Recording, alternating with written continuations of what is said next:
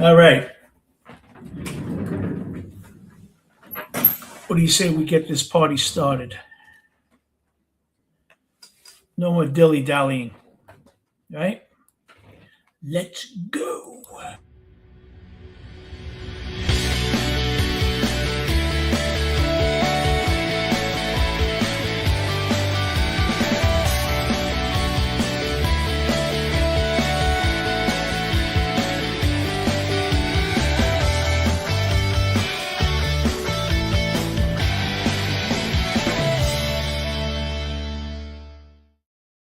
Oh, YouTube can do you in. Believe me. I have to tell you, I've had people on YouTube that were trolls. I've had people on YouTube that were friends that became frenemies, enemies without knowing me that became friends. And what does all this have to do with tonight? I'm going to tell you. I think YouTube is one of the most pleasant experiences you can have. I mean it.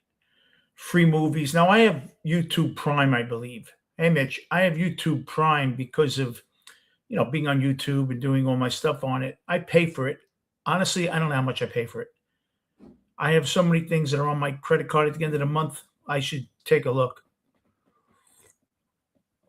Let's say 19.95, which I could be off by $20, but whatever it is, I get free movies. I love it. And even if I had regular access to YouTube, I get all the shows, whether they were MobTube when I first started out. Now, people have asked me, how did you get onto YouTube, Ben? I'll tell you. I was hanging out in O'Neill's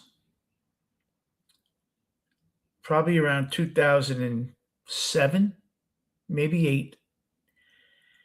And a gentleman that worked for the OTB, that restaurant, O'Neill's, was a sports place and it had an OTB in the back. Well, I told a joke and he recorded it and he said, "Look, you're on YouTube." I had no idea what YouTube was. And I used to go and watch my joke on it, on his channel. And it said, "Vinny tells a joke." That's what it was under. I don't think it's there anymore. I checked a few years ago, couldn't find it. And he showed me how to open up an account, and I did, 2008. And I put a couple of songs I wrote for my son, one for my son, one for a friend. And that was it. And I would tell a bunch of friends, "I have it on there. Go look." I had about 20 views. My dear friend, one of my best friends in the world, Bob, who lives in Florida, we grew up together.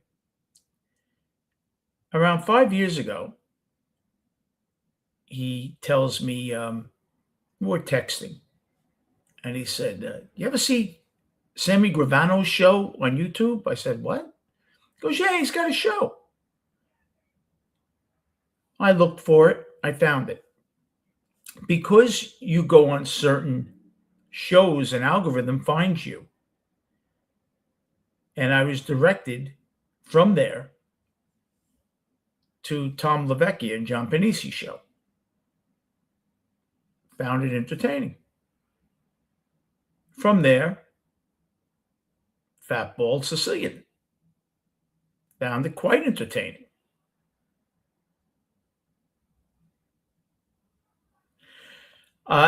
Axlow's, the 3 people I have watching are much better than the 150 people in other people's shows.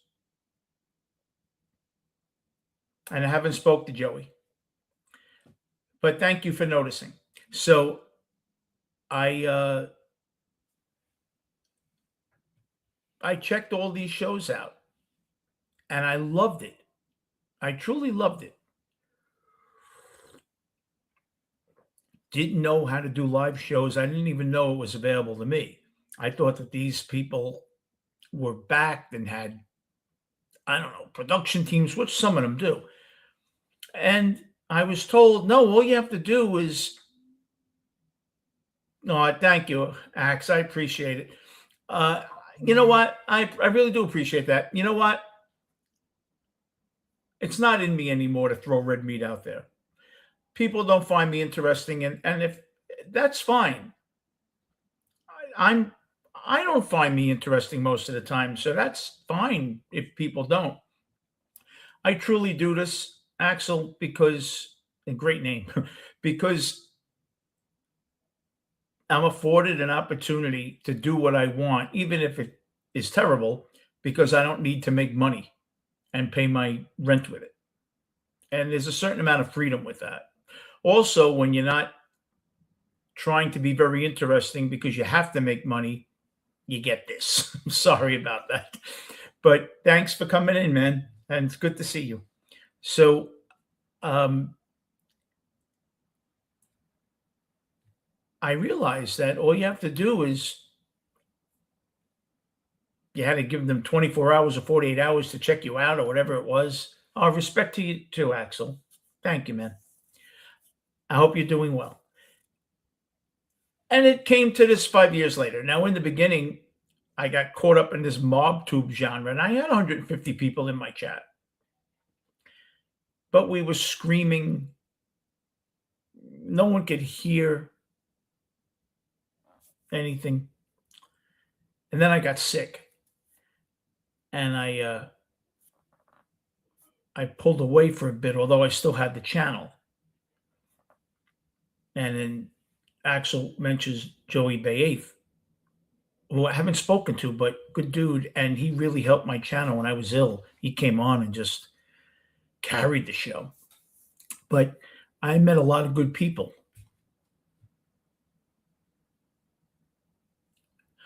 Thanks, Mitch, but none of the subjects really that people care about. Really. People care about other things, not the stuff I talk about.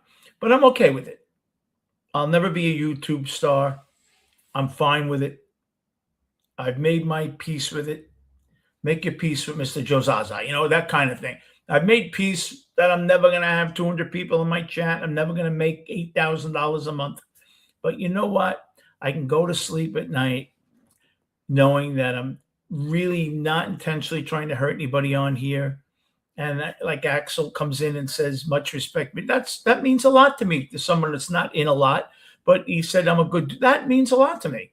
It truly does. So thanks, Axel. I really appreciate it. Because I don't try to hurt anybody. I really don't. But YouTube can be dangerous. We've already seen content creators get tuned up in front of their homes. We've seen doxing. And we've seen a lot of craziness. And I have to tell you, not everyone deserves what they get. Thank you, Ax. Not everyone deserves it. Look, you could be the worst guy in the world on here. Do you deserve someone to show up at your door with a few friends? Catch me on a bad day, and I'll say, yeah, and you deserve a lot worse than that. Catch me on a calm day when the medication is working well, and I'll say, oh, that's terrible. I'm normal. Well, I'm not, but you know what I mean. But a lot has gone on. And all I ever wanted to do was use it like a venting platform and maybe help one person that had bipolar and put a smile on their face where there wouldn't have been one, and talk them off the proverbial ledge. Not that they were going to do anything to themselves, hopefully, but like life isn't so bad tonight. That's all I ever wanted to do. I'm being serious. I'm a Beatle fanatic. You could tell my age by being a Beatle fanatic, and talk about music and movies and all that stuff. But I've met so many good friends. And it can be a dangerous habit. Yeah, Mitch, it can be. It can be a dangerous habit, like anything else. Alcoholism is terrible, right? I know plenty of people that go out on a Friday, Saturday night, listen to bands, go sing karaoke, have a nice time, come home, and they're not addicted. They don't crack their car up. They are under control.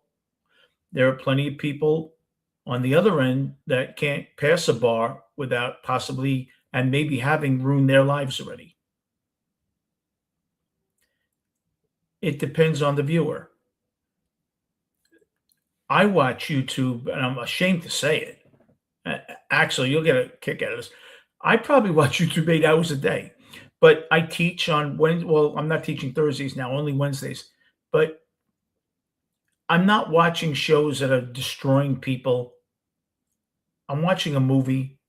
I'm into Sovereign Citizen now. If you've ever seen that, all these judge shows, sovereign citizens trying to get away with stuff in court and all this stuff. I'll watch that for 3 hours. I'll watch a movie. I don't watch my own shows. I can count on one hand in 5 years, and that's to go back and see if I did something that I really should take down.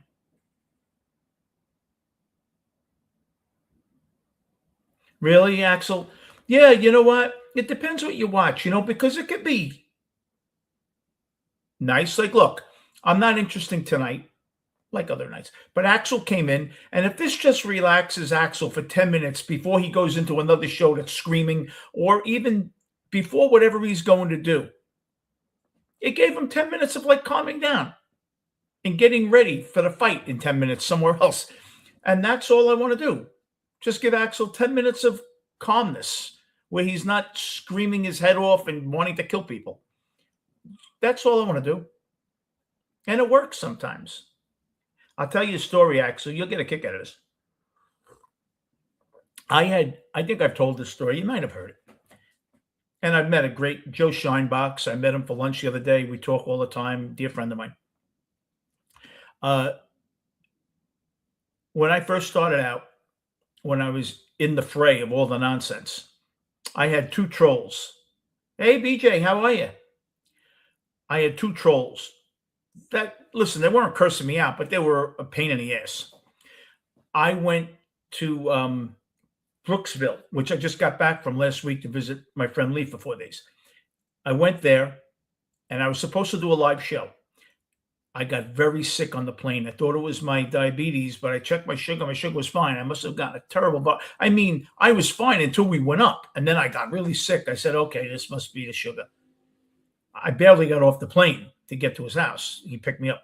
I called him from the plane. I got to go to the bathroom. I don't know what time I'm coming out. Like, you might have to long-term park it before I get out. So I announced, Axe, that I wasn't going to do my live that night. Guy emailed me and said, dude, not for anything. Trolling is one thing. You look ill, and I know you're diabetic. You better go to the hospital, man. I'm not breaking your balls here. He checked on me every hour. Did you go like I told you? Did you go? Then the friend, who I didn't know was his friend, who trolled me, said, hey, I'm his friend. Are you okay, man? Never trolled me again. To this day, I talk to one of them every day. And I'll tell you my theory behind that, Axel. You'll love this. Look, I was no Wyatt Earp. I was in the street. I had a social club. I wasn't a gangster. I was nobody. But I knew I was very good at math, and I knew how to turn a buck. And I was trusted. Your best friends can be people that were your adversaries at one time. I'll tell you why. Because they spend a lifetime trying to convince you they're worthy of being your friend and worthy of you trusting them. Friends that you have forever, just take for granted you love them and you trust them. When you have a person that wasn't your friend and you guys kind of turn the corner, those can be very, very strong friendships, because for some reason you seem to need you have the need to prove to yourself that you're really true. And I have a few of those friends. Is he, Axel? I don't know. And I don't wish him harm. I hope he's okay. People that are wishing people harm that were homeless, that's terrible. Look, I know he didn't help himself a lot. He said a lot of things that were like really kind of screwed up. But yeah, I'm 64 years old. I'm not rooting for someone to be homeless and miserable. It's just, was it in me 20? You got to remember too, Axel, a lot of these guys are in their 40s. When I was 40, I could be a bad guy. Mitch on here will tell you what I did 2 years ago when someone tried to cut me off at the Grand Central. I went after them, almost punched a hole through two big guys in that car window. I said, get the fuck out. I was crazy. I would have got killed, but I have a bad temper. If this was 20 years ago, I probably would have gone after people a lot more. But I was older than them, and I realized it's not worth it. How do I feel about social media? Liable for social media? Yeah, I'm sorry, Mitch. I shouldn't have gone that crazy. Even the guys, and they were like, this guy must be carrying or something. They took off. They went over the divide, and Mitch will tell you, and got out of there.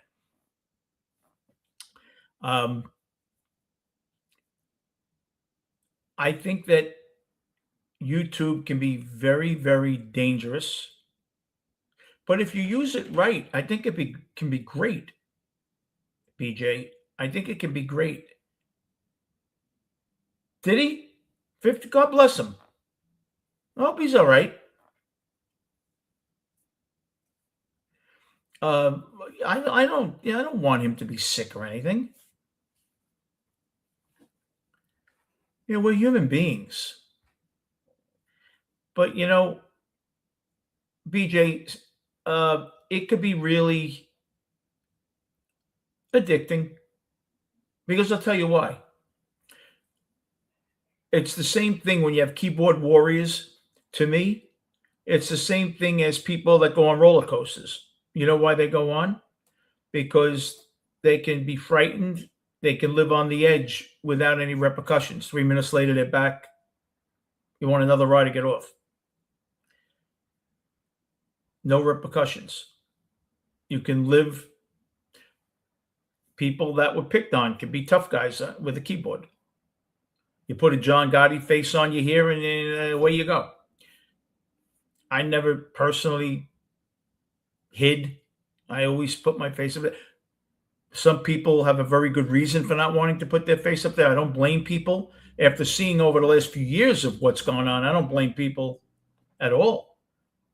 Some people have jobs that, they go under a different name here, and they don't want, their job compromise. I totally understand that. Yeah, Rock, that's what I like. The political channels, honestly, I used to watch a lot more than I watch now. I was watching them more during the election. Not as much now. I watch a lot of concerts, music, stuff like that. But I enjoy it. It really is an out for me. And I do try to help people. I truly do. What's good about this is, I'm a life and health coach. I have students, and I can't always drive 30 miles to see them. So I go on StreamYard. I don't record it, and we can talk, and I can have a session like that. So it's very beneficial. And, I enjoy the life coaching. It's funny. It's life and health coaching. No one ever asks me, should I go on a diet? No one cares about their health. They all care about if their boyfriend's going to call them Thursday. But you know what I mean. But no, I think it's great. And I've met you and BJ and Axel. I've met so many good people. And I think it's important. I really do think it's important. And it does teach you something. It does teach you a little self-control, right? The difference is it's self-control typing.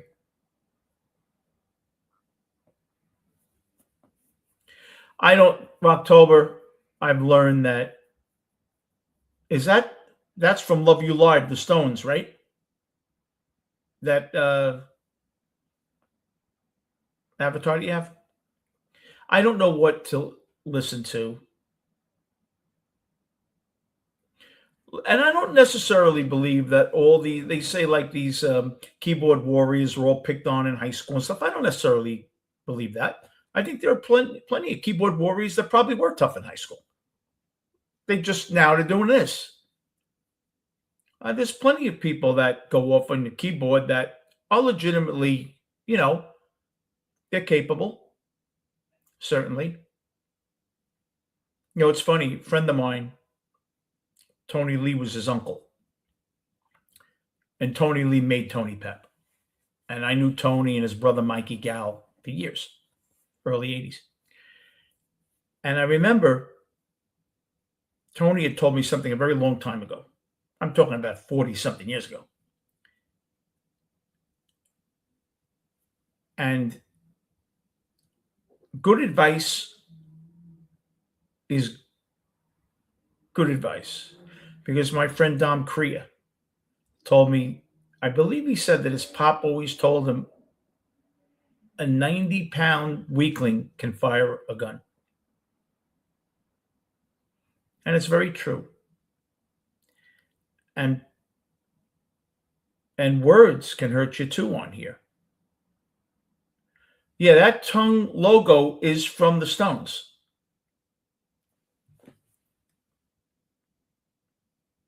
Let me see if I can find it. The nonsense I talk about, that's why no one watches me. But I'm okay with it. I'm going to tell you in a second how I feel. Not that you really give a shit, but I'll tell you anyway.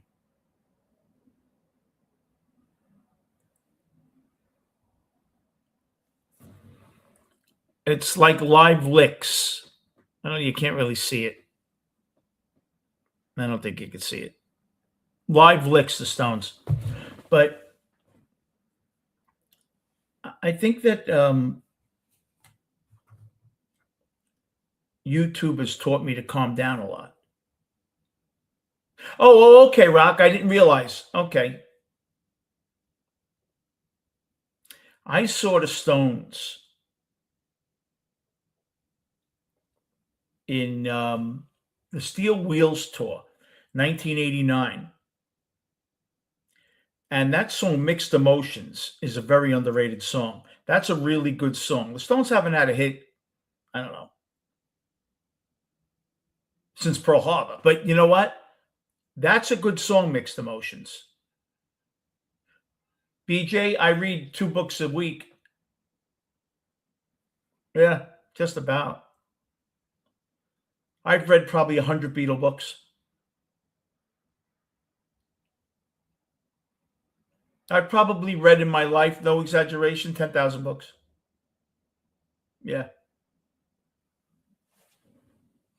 I don't retain all of them. The music ones I do because I like music. That's where I saw it, Mitch. BJ, I have so many books, man. If you ever want a book, something music or something, don't buy it. Let me know and I'll send it to you. I have boxes of books in my basement. Stones, Beatles, everything. You want one, man, just email me. Lovethehits@gmail.com. I'll send it to you. Don't buy them. But yeah, I love the Steel Wheels tour. When the Stones played Shea Stadium, Eric Clapton went up and did Little Red Rooster with them. Jagger had this long cape on, and he was on the top of the scoreboard at Shea Stadium. You're very welcome, BJ. Let me know what you like. I have so many. And I saw them. Yeah, it was raining when I saw the Stones. Right around that time, McCartney also played Shea Stadium. It was 89, probably like September maybe. But, the Stones were great. I remember Clapton came on and did Little Red Rooster with them. I think he did another 1 or 2, but I don't remember. I've seen the Stones about 6 times. My email, I'll put it up for you.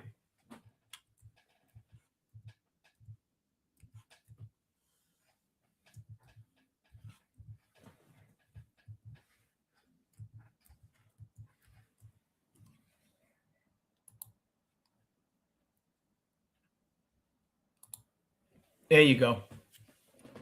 Gmail.com. Absolutely. And if you're, I'll put it up again. And if you're ever suffering, call me. I'm a life and health coach and I won't charge you. I promise. My friends that come in here, I don't charge. You're very welcome, BJ. You're welcome. YouTube has given me a lot. It truly has. So is it a dangerous habit? It can be.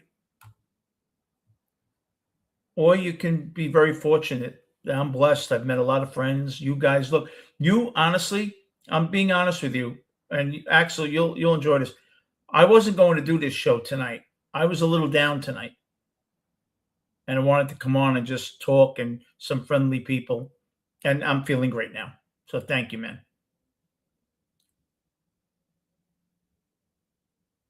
Really? Wow, that's amazing, Roctober. Really? The Stones are really good. I'll tell you a story. My friend Westport, is it? Keith Richards, I think it's Westport, Connecticut. He lives. He's right off the water. He bought a cul-de-sac. He has 4 homes. He bought his daughter a home. He lives across the street. Not my friend, my friend's friend. But now he's my friend, but I didn't know this guy really well at the time. About 10 years ago, he was at a 7-Eleven and he shared a joint with Keith Richards, and for like 20 minutes to a half hour, they sat talking, squatting in front of the 7-Eleven there. He said that Keith was one of the most grounded guys you ever want to meet. Yeah, there's some really good Stone songs. One of their best is what the hell is that song? One of their best songs. I'll tell you which one it is. If I had to rate the top 5 Stone songs,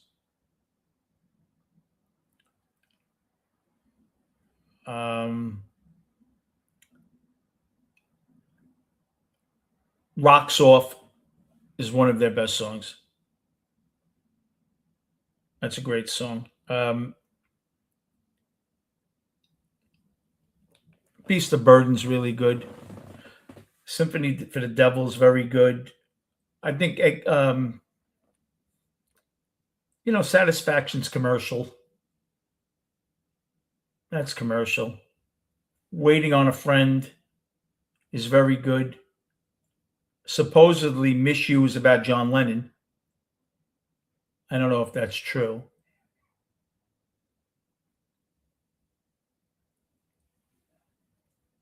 Oh, look, As Tears Go By. What was Jagger, about 20 when he wrote that? Ruby Tuesday. As Tears Go By. I think Jagger was 20 when he wrote that.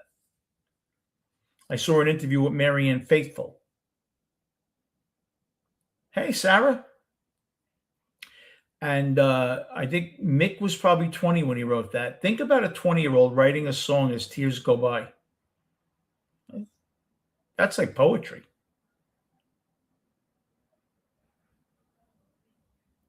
Tattoo You was a good album. Well, Tattoo You and Some Girls, that was like Start Me Up. That wasn't a song originally. That was a riff. They had been dead from like 74 to 79. And that was a riff. Sarah, Steely Dan is one of the most talented groups. You know who sang background for Steely Dan for a long time? Michael McDonald. I'll give you a great song from Steely Dan. And it's fairly new. Oh, it's not new. It's just they've been gone for a while. The Glamour Profession's a great song from Gaucho. But if you really like Steely Dan, and in fact, Dirty Work One of their studio guys sang that lead. Neither one of them sang that lead. That's a good song, Dirty Work. But here's a song, great song.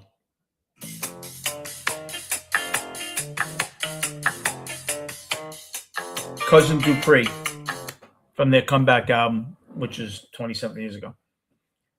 Great album. Oh, they're great. They were probably very tough to deal with.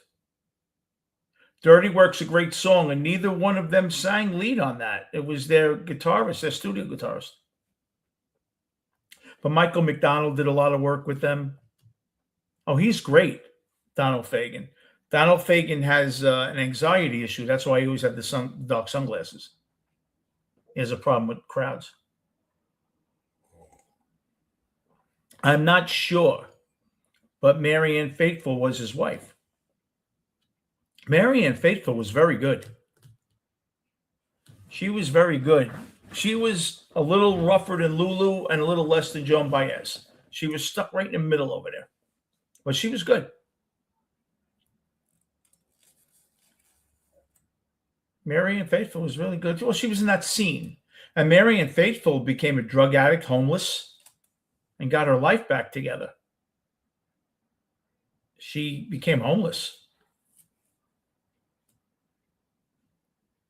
and got it back together. Talented lady. There were a lot of good British artists. Celia Black was very good. More in the early 60s. Marianne Faithfull. Oh, is that true, Rock? Yeah. Yeah. Yeah, she was, I liked her, Marianne Faithfull. I got to read about her a little on YouTube. There was a special about her. And it was terrific. But YouTube can be dangerous if you allow it. A car can be dangerous if you get in it drunk. A gun can be dangerous if it's in the wrong hands, right? Anything can be dangerous. Power can be dangerous if you put it in the wrong hands. Anything can be dangerous. So what are you going to stay away from everything? No. Learn to moderate. Moderate your consumption. I like Nirvana. Yeah. I love The Man Who Saved the World. Or The Man Who Sold the World. Bowie's song. When they did it live. Nirvana was good. Grohl's a good drummer. And then he went on to be the lead singer of the Foo Fighters. Grohl's pretty talented. Oh, yeah, Kurt Cobain was really good. It's amazing. He was really good. And I wasn't really into that music. But they were good, Nirvana. They were really good. They hit just at the right time. You know, he was with Courtney Love. You know, there were a couple, everybody talked about them. Dave Grohl is very good. Dave Grohl is very close to Paul McCartney. He had a little daughter, and McCartney came over. No, BJ, you're right. Remember in the day they used to call them groups in the 70s? They were a good group. Remember that? They used to call them groups. They became bands in the 80s. Just like when you flew in an airplane, it was tourist. Now it's coach. But it was called tourist back then. All the stupid little facts you'll get here. Come to the Brooklyn Guy channel. But yeah, David Grohl walked in from the kitchen and saw Paul McCartney sitting with his daughter teaching her piano.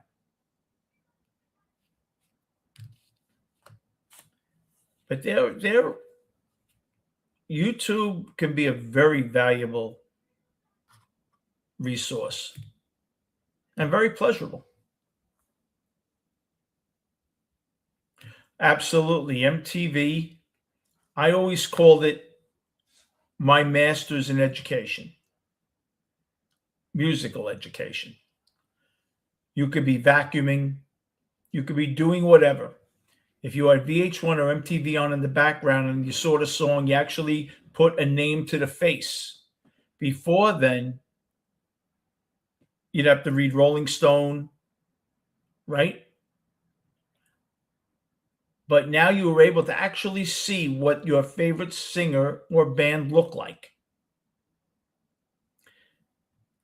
When I started on the drums in 1970, one of the first songs I ever did was Build Me Up Buttercup, because it's basic four in the bar.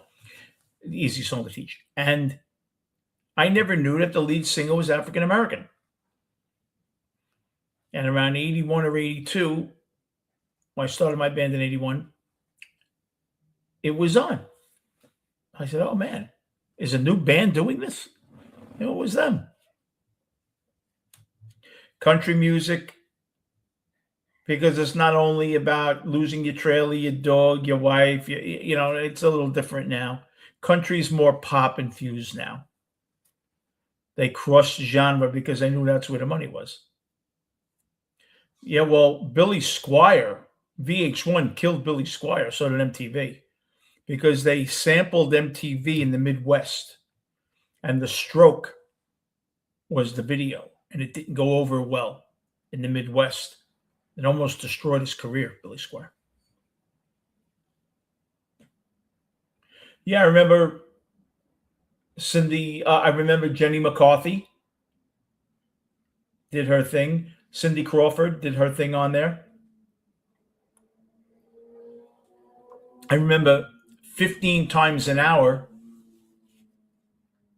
Money for Nothing from Dire Straits was on there.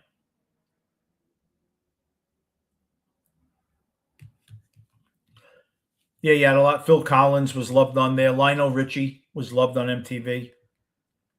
Dancing on the Ceiling was on every freaking 20 minutes. Phil Collins. They really helped. You're right. A lot of artists became very well known. They really did well on there. And it became your educational source for what they look like. But you had to be marketed well. That was a problem too. A group like Squeeze, a band, they weren't packaged right. They really weren't.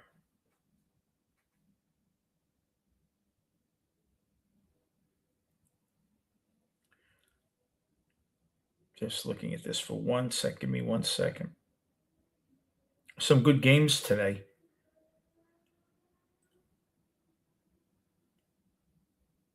Oh, it's crazy, isn't it? Female teachers and male students. It's unbelievable. It really is scary. It's crazy.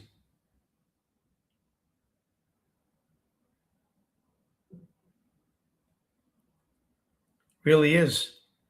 It's unreal. You read about that. I have to tell you a story, BJ. You're going to love this story, people. And this is a true story. I was 17. I had a teacher, Miss Roboto. She was probably 31, 32. Well, she was my last class. And me and my friend, we used to go to White Castle, bring her back a coffee because it wasn't her last class.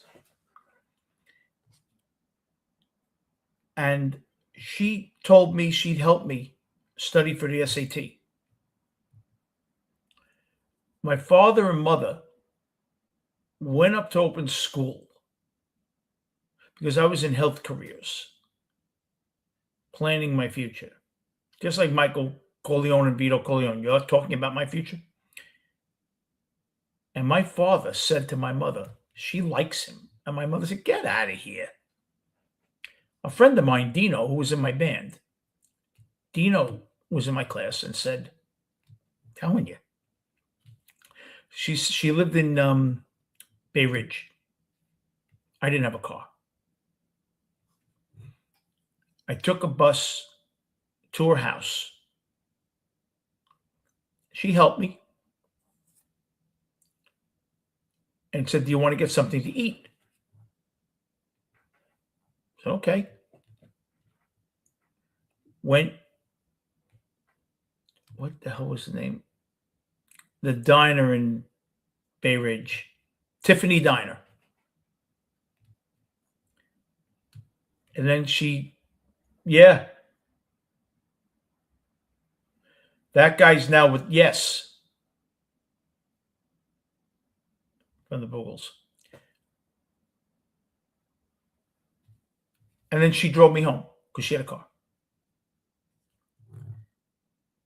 We arranged it again.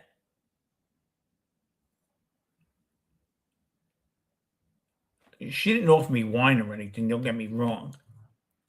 But she had like not sweatpants on, but an outfit that you wouldn't have on in front of a student. It wasn't seductive or anything. Don't get me wrong. It just, I don't know. I wasn't used to seeing her that way because I was used to seeing her in the class, And I got the vibe that she liked me.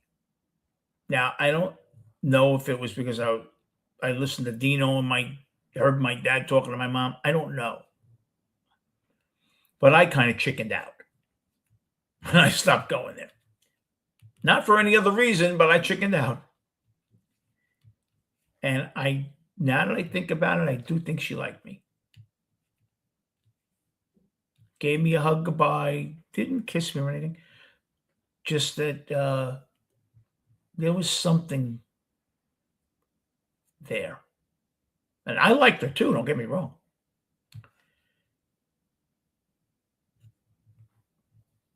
I went to the Letterman show in 1985,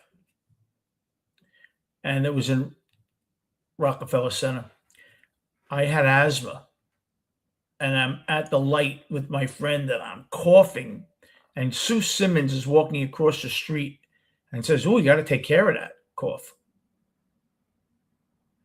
I saw her at the LA Forum in 1997, sitting behind me for the Billy Joel face-to-face concert with Elton.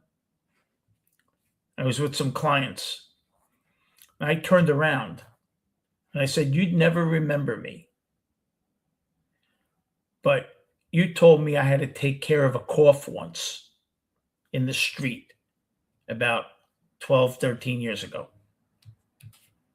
She said, you were at the light. I said, yeah. She remembered. She didn't remember me, but she remembered saying it. She was very nice. Yeah, BJ, I look back and honestly, I don't totally remember what she looked like. I know she was pretty. She had reddish hair. And I think she might have been Hispanic, if not Italian. Roboto. I don't know. She might have been Italian. But yeah, I used to run out of there after that. I'm sure. Well, I could see it happening in college. When a professor has a graduate student who's 26 or 27 who's helping him mark tests and stuff. I can see that. When I was teaching at NYU, I had a student that would mark tests with me. I had 120 tests to mark. But yeah, no, a lot goes on. You have to be careful. Now you go to jail for it. Back then, I don't think you'd go to jail for it, really. Now you would.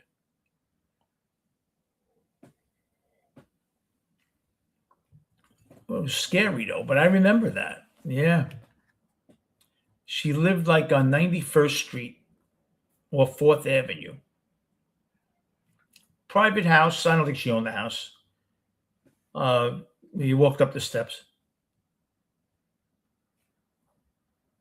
That's crazy. No, this girl, she might have been 28, Miss Roboto. I'm thinking 30, 31. She might have been 28. She was definitely like 27 or something. But she was very nice.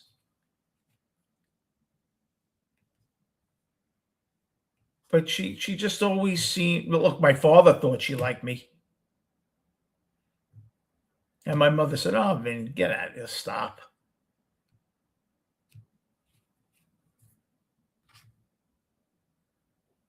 Crazy though. I went to Lafayette High School, played ball there. And about 8 years before I graduated, 7 years before I graduated, Jeffrey Epstein, Larry King went there, Steve Sharippa from The Sopranos, Sandy Koufax, Alan King, a lot of people went to Lafayette. Fred Wilpon.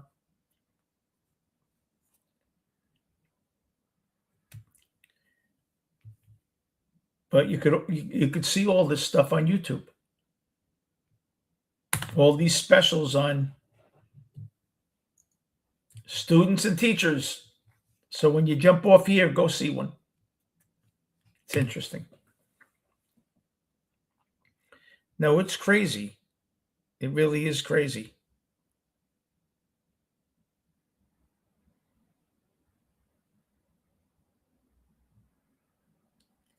I think that, you look at it and you wonder why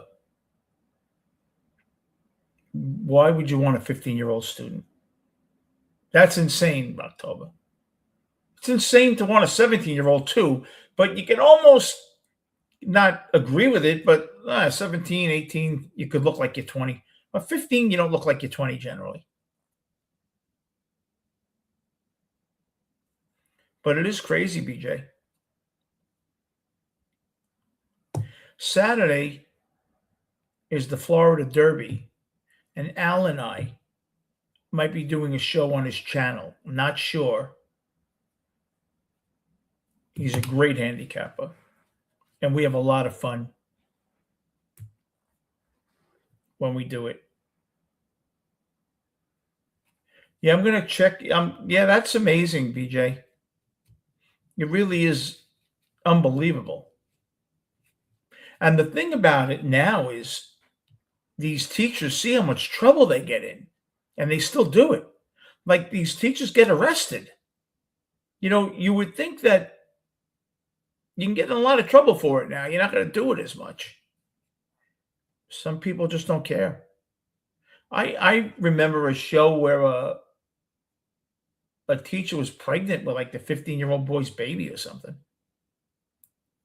Scary. Very, very scary.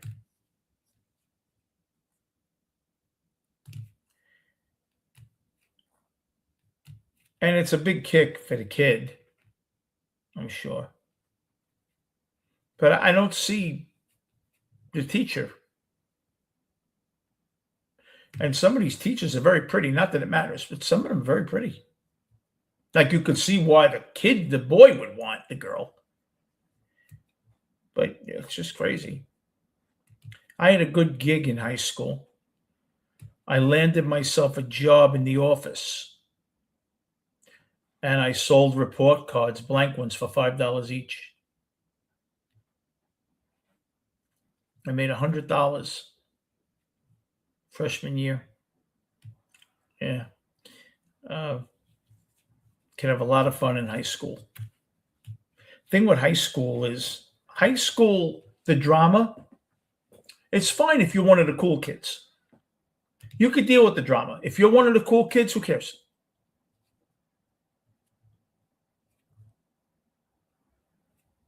Oh my God, October.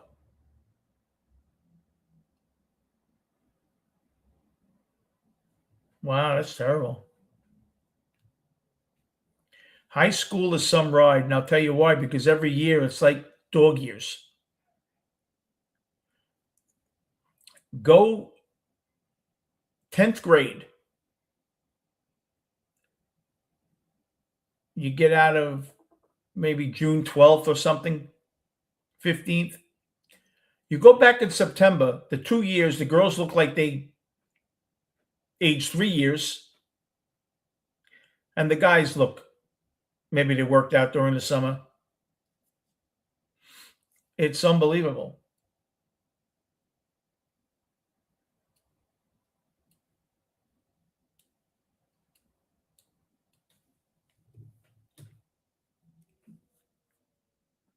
Yeah. Yeah, I dated a teacher. Well, I taught, so I knew what they went through. Look, high school, it's like dog years. Like I said, every year it's like you gain 2 years. Every summer you gain like 8 months, and you can see the difference if you look at pictures from 10th grade. Because in high school you start working out. If you're on the one of the teams, you start working out in the weight room. I look totally different from I went in ninth grade, and I probably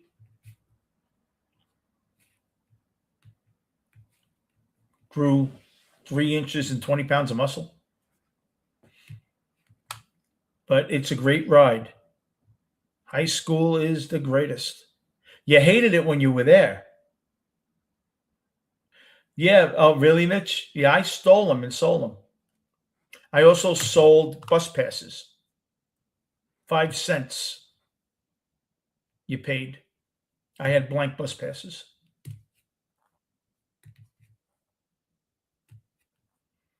Yeah, I got involved in everything. I positioned myself well. But I was a good test taker. I was actually pretty good. I was pretty smart.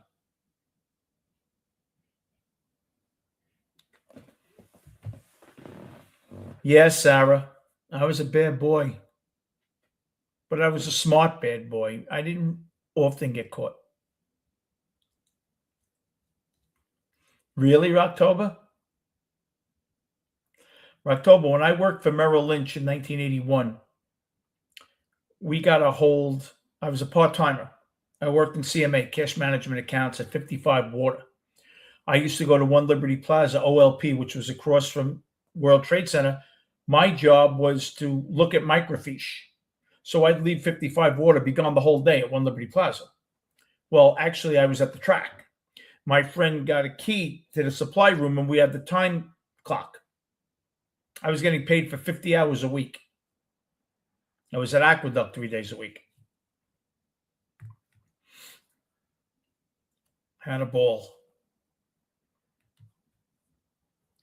Had a ball.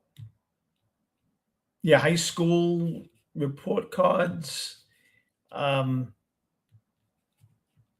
knew a girl. Remember, I'm older than you. The ink used to be purple. It was called Rexograph. And anytime you get the test, you'd smell it first, like it was going to turn into pot or something. And the girl that worked in the printing room, I'd get a copy of the test also.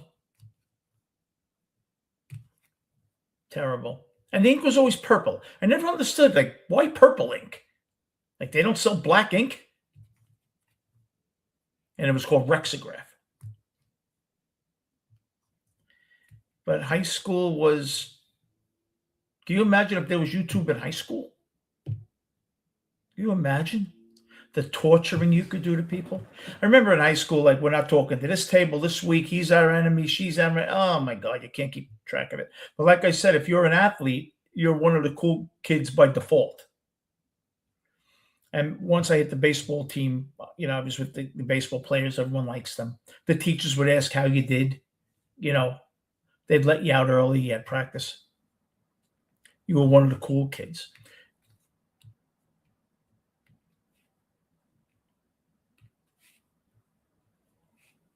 Skeens, yes. Yeah, I was surprised he was pulled. 37 or 38 pitches. They knew he just didn't have it. They didn't want him doing too much and hurting himself. You know when I knew he didn't have it? When he couldn't put away Rene Robert. He's a strikeout machine. He had like a 7 pitch at bat. He couldn't put him away. Paul Skeen couldn't put anybody away. He didn't have that out pitch, and he was all over the plate. And I was glad for Carson Benj, who hit the home run, because he looked overmatched his first 2 times up. Now the Mets are going to be okay. They threw the diploma to get rid of you. That's funny. It's like high school, the best 9 years of my life. No, yeah. Well, yeah, sometimes high school doesn't agree. You know what high school is like sometimes in 12th grade? For me, it was. High school is like the AAA guy that hits 240 because he's bored. He knows he should be up to the minor leagues. He's very bored. And then when he gets the call to the majors, he starts hitting well. Sometimes it's boredom. You're just bored with high school. You can't wait to get out and into the world. That happens a lot. You mature a little more than a lot of the people around you, and you're looking to move on to greener pastures. You're so done with high school. Oh, I miss high school. Can't you tell? Yeah, high school was cool. And that was a good school, Lafayette. We had a lot of fun there. A lot of fun. I used to go to L&B Spumoni Garden for lunch, John's Deli. I had a lot of fun. Go to Coney Island. It's like one stop away on the train.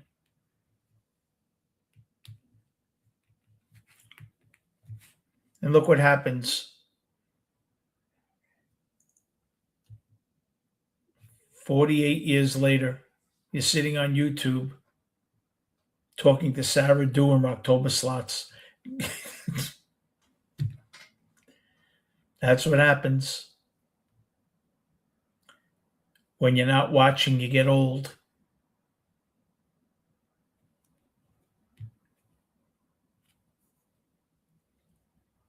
You really do. Before you know it,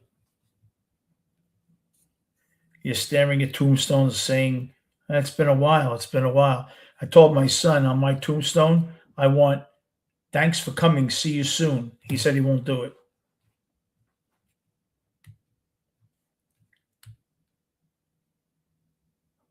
Right, Sarah?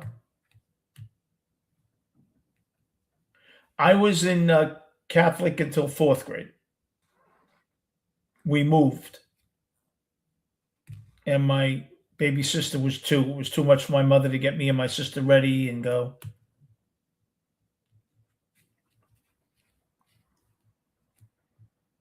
Oh, Catholic school. My God, you get out of Catholic. It's like you did a 20-year bid. You don't know what to do first. It's incredible.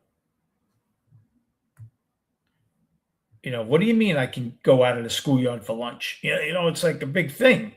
Catholic school is like you're tethered. Like you have an ankle bracelet on. You almost feel like you're on house arrest when you're in Catholic school lunchtime. It's like you're on house arrest. Public school, forget about it. You mean to tell me, just if I wanted to, not that I want to, but I can get on a train right now as long as I'm back in an hour and go to fucking Iowa? That's the kind of thing. You can do anything you want. Wait, let me get this straight. As long as I'm back before the bell, I can go to Jersey.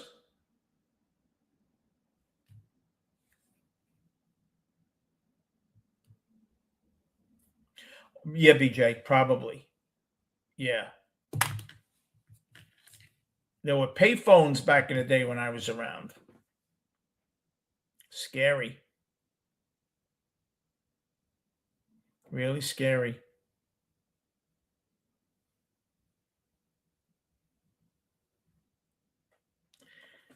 Before you know it, you're telling your kids stories. Can I tell you something? No, of course I can. I got the mic. If you have no choice unless you run out.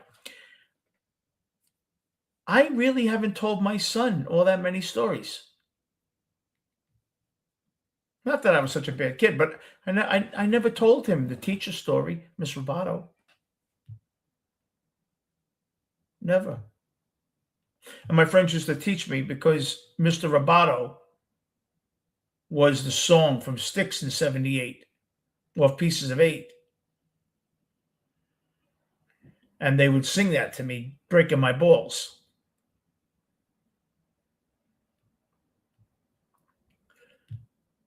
Yeah, I remember high school, what was big in '78, '79.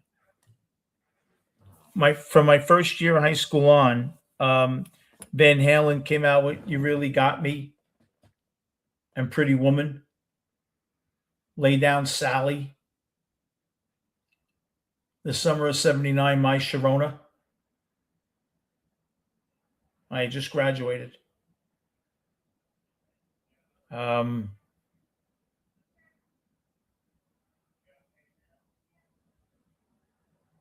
yeah, so much.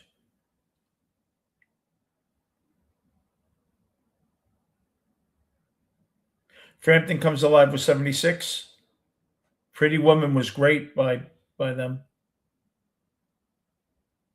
Bee Gees, Inside You, Inside Out, or whatever the hell it was called. I remember I had a friend, a girl that I was dating. My back window to my room, my bedroom, my window after my backyard was the side of the Oriental movie theater. And Grease had come out in '78. Grease came out around the summer, I think. And she went like every night to that movie. And around the same time, because it was like the 8 o'clock movie, so at 9 o'clock that song came on. She'd open the exit doors, and I know she was playing it for me. Oh, Jungle Love came out around '76 or '77. Great song by Steve Miller. Fly Like an Eagle. Yeah, Steve Miller was good.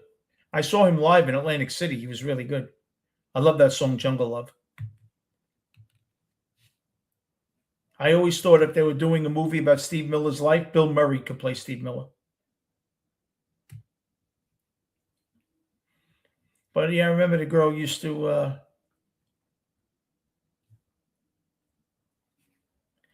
I had a few 8 tracks. I never bought 8 tracks. My father had 8 tracks. I'll tell you what albums my father had on 8 track. This Is Tom Jones. Tom Jones was like kind of like this with a microphone. I remember that.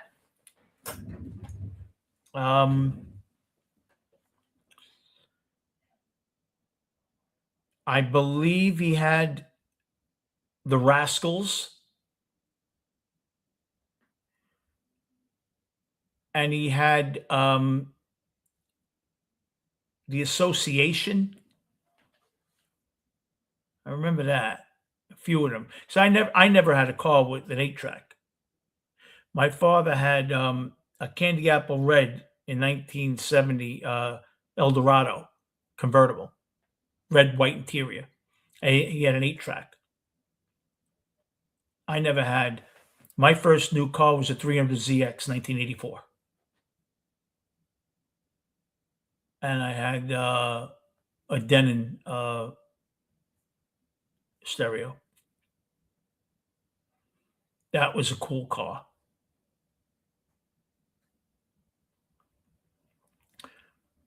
Yeah, it was a nice car. Oh, but I loved cassette tapes. I used to, once you're driving Now, I made a lot of mixtapes. I was like the king of mix. Like people used to ask me to make the mixtapes. That's how good I was. I didn't have a great. I had a Kenwood system in my house. With the big speakers. You know, uh, Kenwood system. I had a Fisher, a Pioneer, and because I was in a band, I was always had high tech, really equipment. And Herb Albert and Tijuana Brass, and I'd buy cassette tapes because I wanted to hear them in the car. But I'd buy an album now and then. I remember buying. I was I was taking some classes in college, 1983 or four, and I bought An Innocent Man, the album. And I was driving car service that night, and I couldn't hear it, but the words were on it, and I'm trying to imagine how the music sounds to the words. Chevy Chevette. Yeah, I had a 300ZX. Then I had a Cutlass Calais. Then I had a Cutlass Supreme in 88, a Cutlass Supreme in 89, then a Cutlass Supreme International, which was nice. It was the nicer bucket seats. It was nice. I've had a Monte Carlo in 97. Always new. Grand Cherokee in 98. My father had died. I bought a 97 Monte Carlo. My mother broke down with her car. So I just gave her my Monte Carlo and went and bought a Grand Cherokee. I had money back then. I just bought a Grand Cherokee. I was a stockbroker. And I just gave it to her. Didn't even charge my mother. Just gave her the car. And it was greenish. The Grand Cherokee was nice. The black Grand Cherokee was nice. It rode like a car, that Grand Cherokee. Now I have a Nissan Altima. I have a BMW, and I have a Ford Fusion. The Ford Fusion I have is 8 years old. It has 40,000 miles on it. It sits outside. I move it so the battery doesn't go bad. And I like the Altima. The Altima, in about 4 months, it's up. I have to go get something else. But Herb Albert and the Tijuana Brass were great. I remember Herb. No, he had Herb Albert in Brazil 66. Plymouth Valiant, the K cars. Yeah, I remember the Valiant, the Dodge Aspen, the Volare. All those around 82, 83.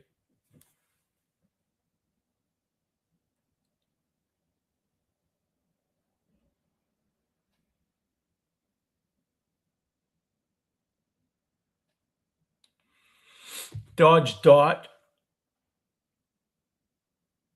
F-150 automatic.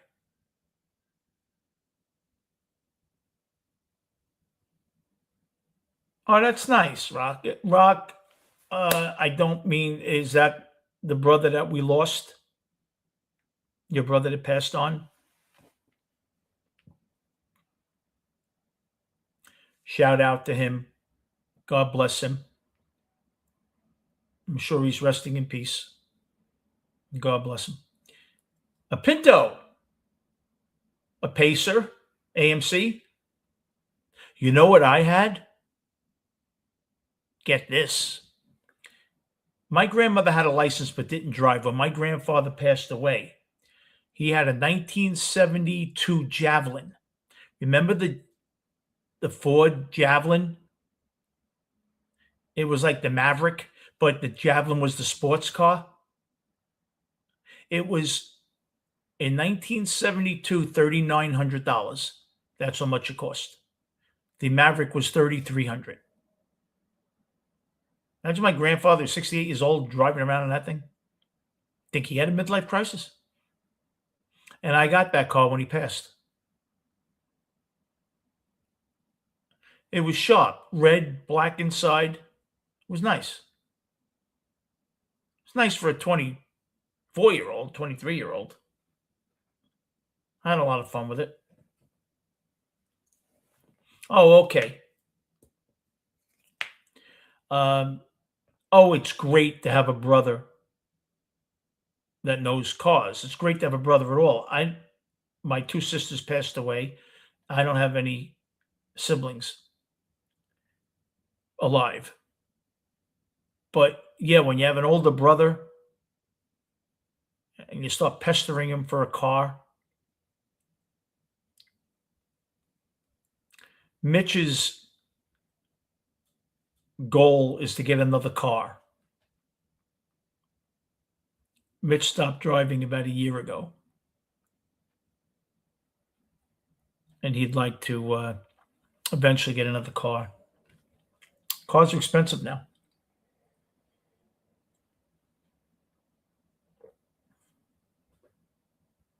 Oh, I'm 1461.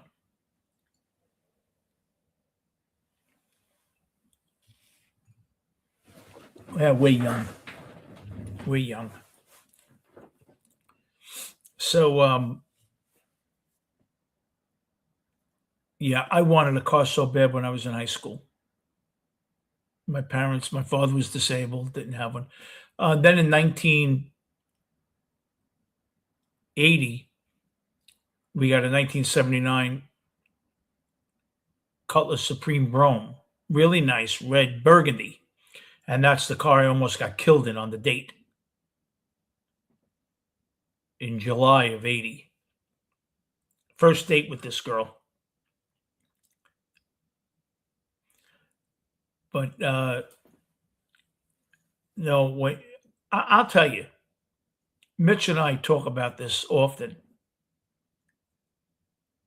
You don't appreciate a car until you don't have one.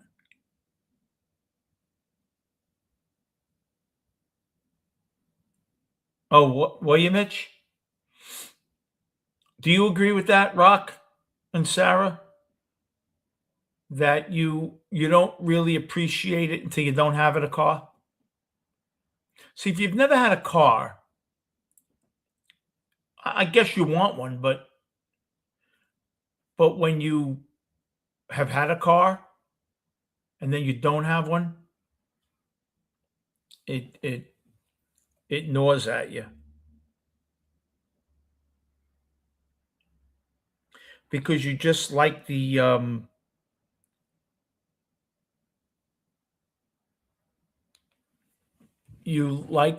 freedom. See, I'll give you how I feel.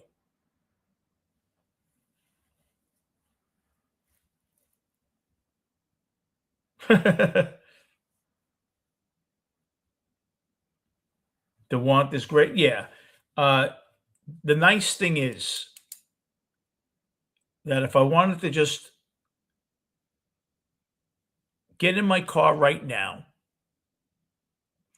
drive by the gas station, go, fuck you and your prices, circle the block and come home, I could do it. There's something about that freedom of knowing that you can leave. I believe it's like having an ankle monitor. You just want the freedom.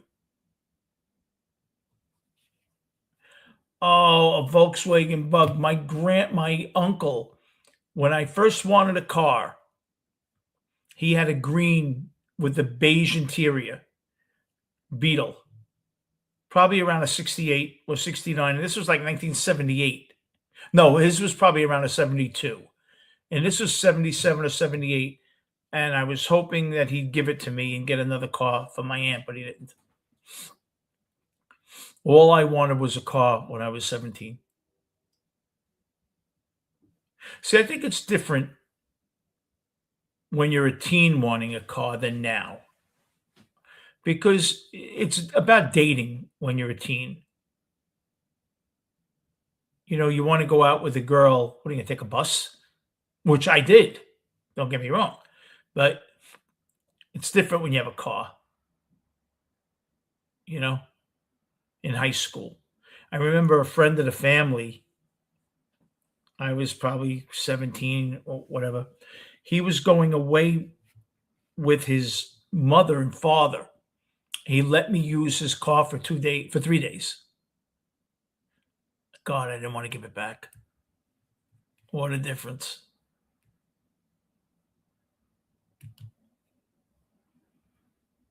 Wow, really? I'll tell you something, Mitch. You just have to really work your mind to the point where maybe one day you'll think you'll get it.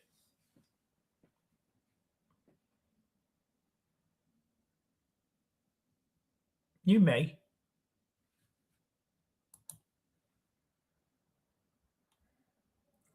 That's amazing. Admiral Nimitz, Chester Nimitz. That's something. He was a fleet admiral, right? He was World War II. That's something.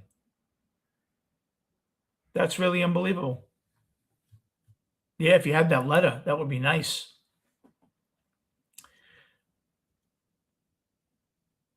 I don't drive a stick. I don't know how to drive a stick. Oh my God, my father had like a 1965 Corvair. Was the engine in the back? Yeah. Yeah, he was at the Pacific Fleet and everything. He died when the Beatles, he died 66. That's when he died. The Beatles were just starting a tour when he died. Yeah. Wow, that's something. That is unbelievable. Yeah, he's from Texas.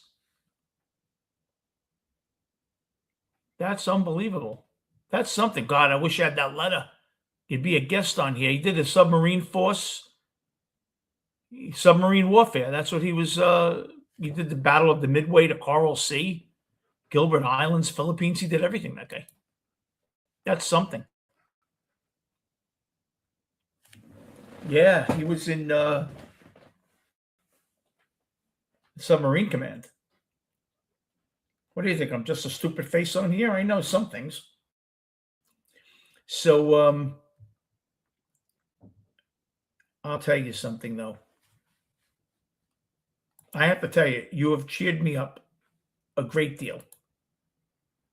When I came on here, I was all down and out. And is YouTube a dangerous habit? Not tonight. You've embraced me. You've made me feel great. And I thank you all for that. I truly do.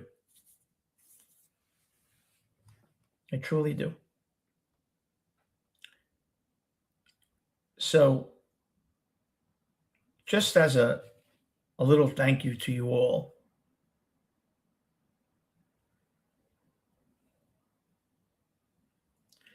on 1965, yeah, my grandfather, what a story. My grandfather wasn't a degenerate gambler. I'll leave you with this. In 1983,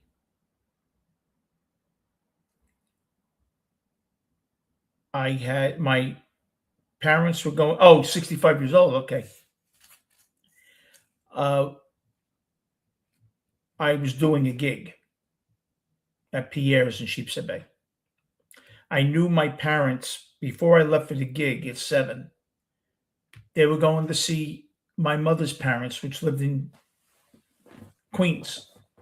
My father's parents lived about a mile away in Benson, McDonald Avenue. I got back, and my habit when I be walking up the steps, Ma, to tell her I'm home. It looks dark. I see my dad in tears on the couch. I walk up the steps, make a right. The couch is right there on the left. I said, "What's the matter?"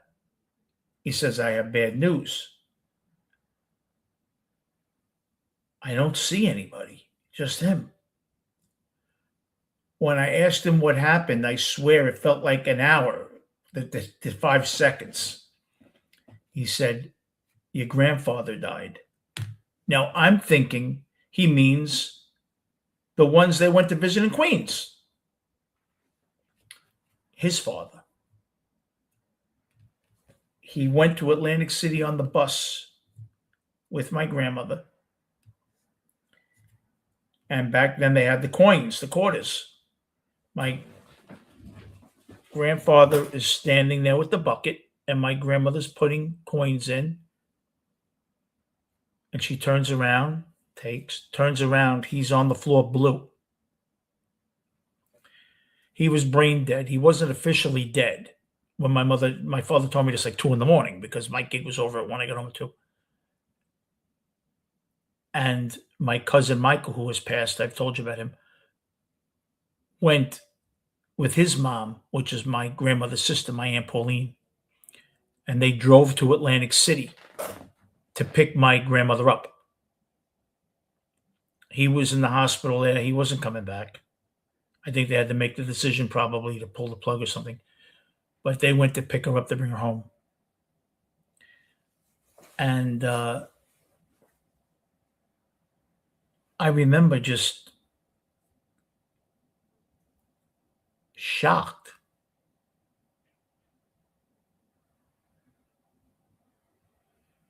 Because I had lost my girlfriend like 3 months before to an asthma attack.